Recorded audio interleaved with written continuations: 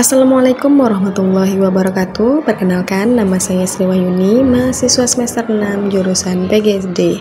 Kali ini saya akan membuat video praktikum tentang struktur sistem pencernaan pada manusia.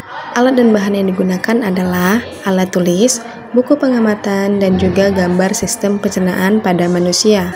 Sistem pencernaan merupakan serangkaian jaringan organ yang memiliki fungsi untuk mencerna makanan.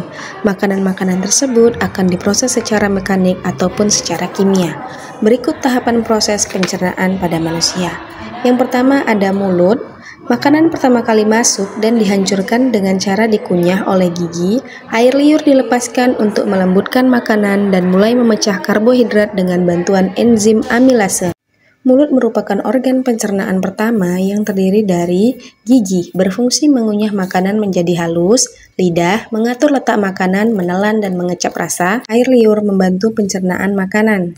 Kemudian setelah dari mulut masuk ke dalam kerongkongan.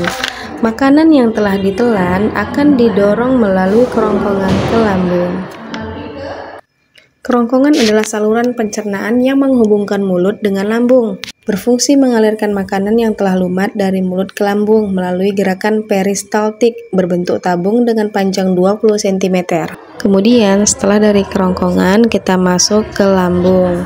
Dalam lambung, makanan dicampur dengan asam lambung dan enzim pencernaan yang membantu memecahkan makanan menjadi cairan pekat yang disebut cima. Makanan yang berasal dari kerongkongan masuk ke lambung, lambung menghasilkan getah pencernaan, makanan diaduk dan dihancurkan dengan bantuan getah pencernaan tersebut.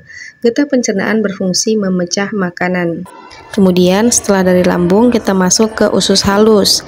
Cime bergerak ke usus halus di mana nutrisi seperti karbohidrat, protein, dan lemak dipecah lebih lanjut menjadi molekul yang lebih kecil oleh enzim dari pankreas dan dinding usus.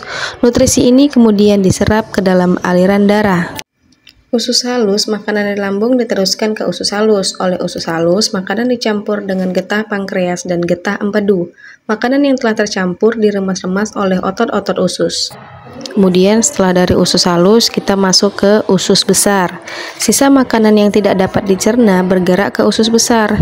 Di sini, air diserap dan sisa makanan dipadatkan menjadi feses yang dibantu oleh bakteri baik. Usus besar bersambungan dengan usus halus. Permulaan usus besar disebut usus buntu. Di dalam usus besar terjadi penghancuran sisa-sisa makanan dengan bantuan bakteri pembusuk. Kemudian setelah dari usus besar kita masuk ke anus. Feses disimpan sementara di rektum sebelum akhirnya dikeluarkan dari tubuh melalui anus saat terjadi dorongan untuk buang air besar. Anus adalah bagian akhir dari sistem pencernaan yang berfungsi untuk mengeluarkan sisa makanan dan kotoran dari tubuh. Kesimpulannya adalah sistem pencernaan merupakan rangkaian organ vital yang berperan penting dalam menjaga kesehatan tubuh secara keseluruhan. Melalui proses yang kompleks, sistem ini mengubah makanan menjadi energi dan zat gizi yang dibutuhkan tubuh untuk berfungsi dengan baik. Terima kasih.